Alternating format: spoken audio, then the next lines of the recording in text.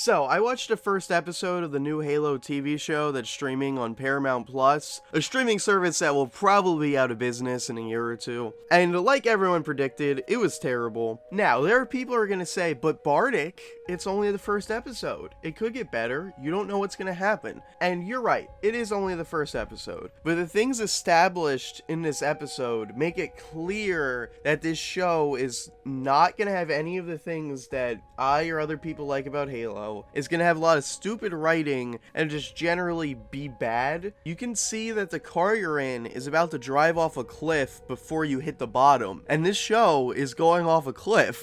Yeah, so I'm basically gonna spoil this whole thing.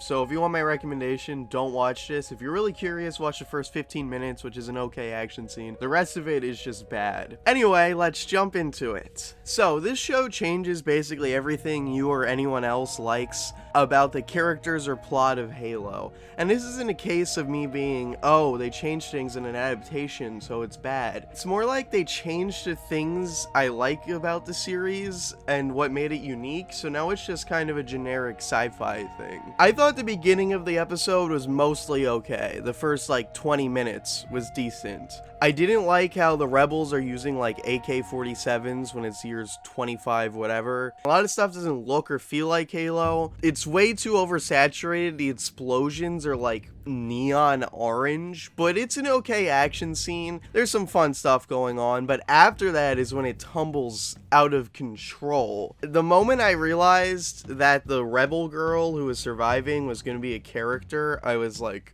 oh no. So, in the very first episode of this Halo TV show, Master Chief betrays the UNSC and takes his helmet off. Master Chief does not act anything like he does in the games. His voice is terrible. All of the Spartans, their voices are weirdly muffled, which just seems like a brain-dead decision of, oh, they're wearing helmets so their voices will be muffled. But even if Master Chief's voice wasn't muffled, it would still sound dumb and nothing like how his voice sounds in the games. And his personality is nothing like the games. Instead of being stoic and closed off even to his allies, he makes jokes with this rebel girl he just met. The most important thing is, instead of being someone who was a child soldier, who was raised to be a soldier, has been fighting since he was a literal teenager, and would do anything for UNSC, not because he likes them, or even seems to particularly care about the survival of humanity or the War of the Covenant, because it's all he knows. He's a warrior, that's all he is. Even if he left UNSC, what would he do? He has nothing else. In the show, he's just a generic action guy. He betrays the UNSC on a dime because he touches a Forerunner artifact and gets visions of his memory, because in this universe, Halsey erased their memories, which made them loyal to the UNSC, I guess, instead of them just being child soldiers who have their memories, but it doesn't matter because this is all they know, and what else are they gonna do? In addition to butchering Master Chief's character, it also butchers Halsey's. Halsey in the books and games is a great character. She is above it all, is confident, feels like she's in control in every situation she's in, and just does whatever the fuck she wants. She does not care about what anyone else thinks. She doesn't care about morality. She'll do fucked up experiments. She just does whatever she wants. She is a true Sigma female. In this show, she's just a generic scientist. She's passive. She seems to be under the thumb of the UNSC commander, and it just doesn't feel like her at all. Now, the show might do a characterization thing where it's building up to her being like that, but why not just have her be the way she is from the beginning? Why not just have her be the character we like from the beginning? They also set up the thing that was in the trailers where the Covenant has a human that they raised, which is so stupid. Nothing incredibly stupid has happened yet, only things that are pretty stupid, which is a positive at least. You'll notice I haven't brought up Cortana yet. Cortana doesn't even exist yet. We see the clone. We see the clone that presumably becomes Cortana in Halsey's office, which means Chief isn't going to get Cortana until the end of the series, especially since he's on the run, so he's probably not even going to interact with Halsey. A big part of Halsey's storyline is probably going to be the creation of Cortana, if I had to guess.